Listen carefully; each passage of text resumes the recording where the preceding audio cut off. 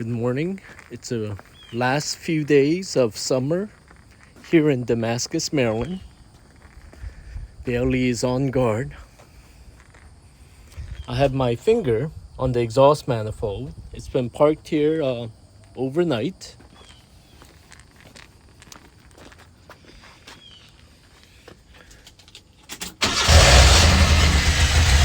One clip.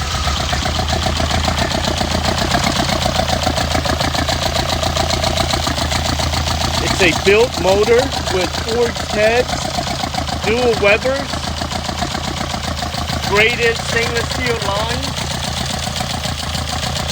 strut brace, aluminum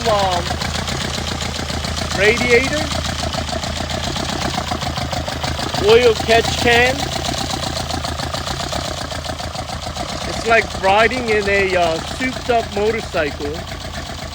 And I was gonna say something rated R, but I'll keep it children friendly here.